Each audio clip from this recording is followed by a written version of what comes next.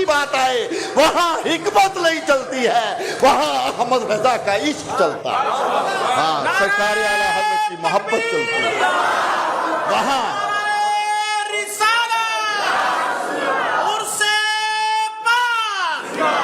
वहां हम कोई फैसला नहीं कर सकते, एक ही फैसला होता है, उनसे रिश्ता नाता क्यों गवारा हो गया, जो नबी का ना हुआ कैसे तुम्हारा हो गया। चापलूसी खत्म कर दी जाए, चापलूसियां खत्म की जाएं, मोहब्बतों का माहौल बनाया जाए, और मोहब्बत एक ही जगह जाके हो सकती है जब अज़मत मुस्तफ़ा पर हाथ मिला लिया जाएगा।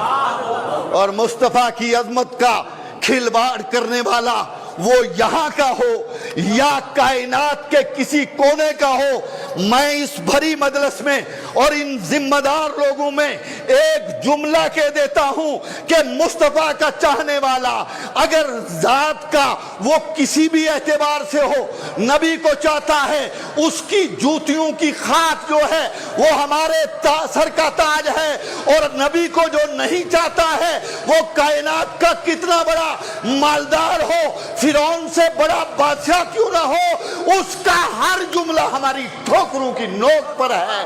हमें बदअकीदा से कोई ताल्लुक, हमारा रिश्ता सिर्फ मुस्तफ़ा से, हमारी मोहब्बतें मुस्तफ़ा।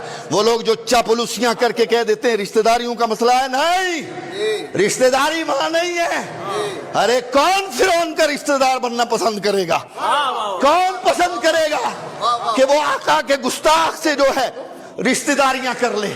कौन चाहेगा कि कोई बदबख्त अगर कुरान की तफसीर पढ़ने के बाद इल्म नबी को चैलेंज करे और मुस्तफ़ा के इल्म को चैलेंज करने के बाद नबी की अजमतों को अपने बड़े भाई के मुकाबले लाए, उससे कौन रिश्ता करना पसंद करेगा, उससे किसको मोहब्बत हो जाएगी।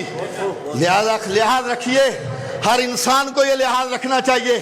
मालदार की मालदारी मत देखिए।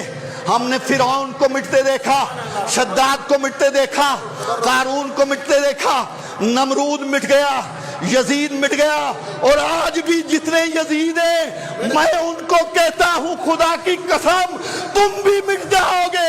अजमत मुस्तफ़ा यहाँ भी है, बाकी भी रहे। नबी की अजमत, नबी की अजमत बड़ी है।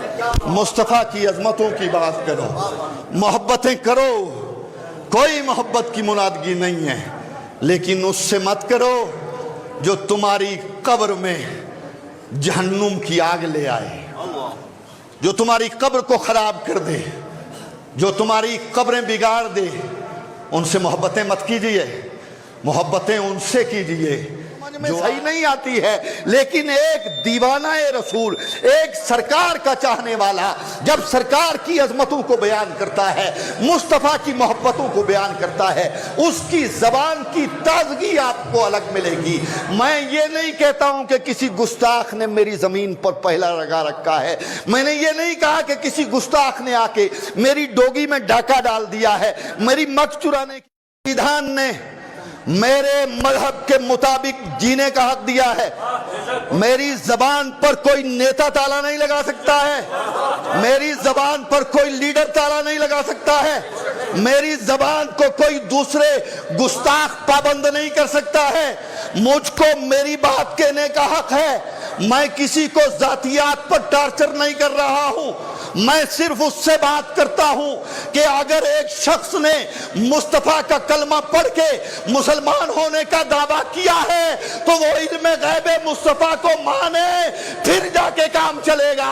एक तरफ वो कलमा पढ़े और दूसरी तरफ नबी की गुस्ताखी करे, तो मुझको मेरे संविधान ने हक दिया है मैं अपने नौजवान को बचाऊं, मैं उसके अकीदे को बचाऊं। आज बड़ी सीधी बात कीजिए आप, और बड़े सीधे तरीके से जनाबे वाला कौम को पैगाम देना चाहिए। किसी मालदार के हाथ न तुम्हारा रिस्क है, न तुम्हारी जान है, न तुम्हें वो जलील कर सकता है, न वो तुम्हें इज्जत दे सकता है। अरे इज्जत और जिल्लत ये सब खुदा के हाथ है, और जो मुस्तफ़ा का हो जाएगा सारी इज्जतें उसी के लिए, और जो मुस्तफ़ा का नहीं है اس کی کوئی عزت نہیں ہے۔ بہرحال بڑی لمبی گفتگو ہو گئی، نظامت میں تقریر یہ میں ہی کر سکتا، نظامت میں تقریر یہ میں ہی کر سکتا، دوسرا نقیب نظامت میں تقریر نہیں کر سکتا۔ بس آپ لوگوں کے قدموں کی مہربانیاں، آج کی تمام تر ذمہ داریاں میں نے نبھا دی۔ اب میں کہہ رہا ہوں اگر